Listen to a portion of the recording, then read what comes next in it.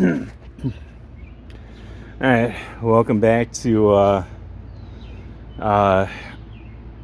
Dr. T's Gee-Rhage. Sorry, I was trying to think of a smart-ass title for this episode because it's day 1258 of working on the daily. I actually had this thing all the way together. A buddy of mine came over to help with this I'm going to zoom in. This little son of a bitch bolt that you can't get to. Even after you make a little entry thing there, still can't get to it. Had a buddy of mine come over and help me with it, and had it all together. Drove it around. Everything was fine. Didn't drive around much, maybe like a mile from my house and back. You know, but I did that a couple of times. And then, sure as hell, one day I went to go for a good drive in it. You know, not super far, but maybe 20-minute drive. And then sure enough, the had a little leakage. So took off the catalytic converter, couldn't really tell. I knew it was probably, it didn't look like it was this line, which was the easy one to get to tighten up. It looked like it was the line that goes right above it, but I don't think it was leaking there anyways where it goes into the turbo, because the line kind of goes up and then goes over here and connects to there. So, yeah, I was like, man. So we just took the turbo out, you know, trying something different this time. This time I undid this line, pulled the turbo out. Gonna see how hard it is to hook this back up when the when I go to put the turbo in instead of did that separate?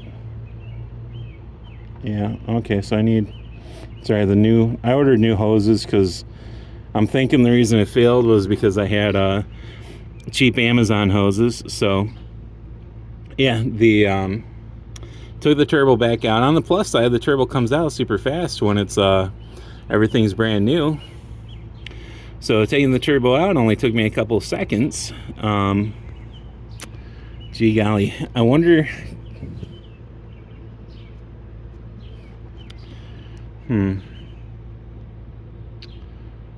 Wonder if this was leaking too. But when it was leaking, it felt like the leakage was over here on this side. So like in this area where the other hose went, and the other hose had some drippage on it, so that's what I'm thinking. But yeah, so I took the old turbo out. Only takes like 2 seconds. Pretty much a pro at it at this point. Broke some things. The collar that holds the turbo on. So hold on, I'll show you that in a minute. First, let me do this. So this kind of goes sort of over here. It's in the way, so I went to take it off and put it over there, but this hose was keeping me from really getting it out of the way, so pulled back the clamp on there, and of course it broke off right here. So that's not good. So ordered up a new one from Amazon. Looks like the OEM one, only it's not see-through on top, but that's all right. I'll get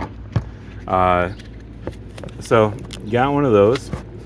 So the part I really don't need to put the turbo back on came in, but the line that I want to replace, because I think the cheap Amazon line was leaking, that did not come in today. So pretty much can't do anything until I get that line, of course.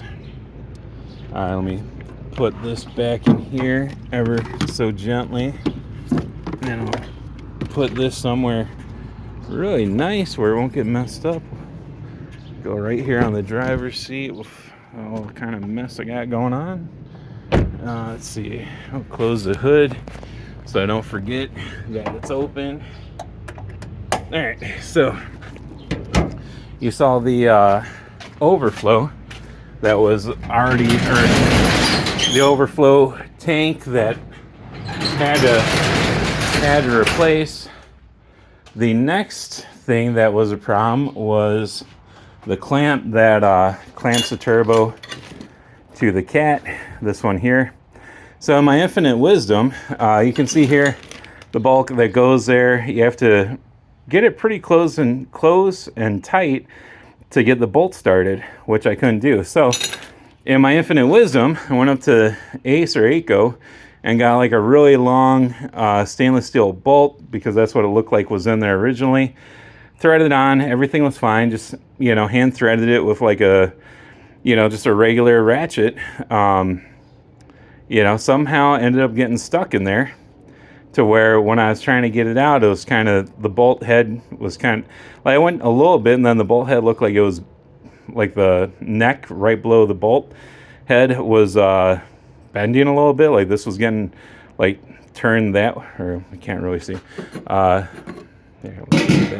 this was kind of getting bent a little bit, like you could tell something wasn't right. So I got the Sawzall and cut through it, thinking, oh, I'll just, you know, put this thing in a vise, put a vice grip there, and just unthread it and get another bolt, which didn't work, because this thing, I don't know what happened, this thing's in there pretty solid. So I'm like, all right, well, you know, shit, those things probably are only, you know, $5, maybe $10 on Amazon, no biggie. No, on Amazon they're actually about $25. So another $25 for that. That overflow tank that was broke, I was going to go in from the boneyard, but they're only $18 on Amazon.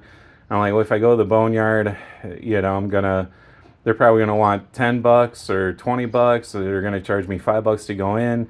I got to pull it apart, find time to go somewhere and pull something. And then it's probably going to be as brittle as my old one, so it's going to break next time. So I was just like, for $18, it comes to my house. You know, I pay, at the end of the day, probably, I either save $2 or, you know, paid $3 more, depending on what the boneyard would have charged. But yeah, so that's what's going on. The old turbo's out. This time I was smart, and I mean, the old turbo, I didn't care because I was getting replaced. But the new turbo that was just in there, when I pulled it out, I'm like, I'm going to put a plug here, put a, you know, keep that on there. Put a glove over there so nothing can get in there. Because it's raining today, so it'll probably be a couple days before I get out there. It's supposed to rain again today. So probably be a couple days before I get out there. So I got everything buttoned up there. So eventually, maybe one day we'll finish up the daily driver. Not a whole lot of progress on the shoebox. This hood ornament I ordered a couple weeks ago when we started sanding it down. If I would have known, you know, if I was smart and thought it through, instead of filling everything in, I probably, it still looks better filled in. I probably would have kept one of the holes opened, and so I'd already have one hole there, and then just draw out another one. But, you know, what are you gonna do?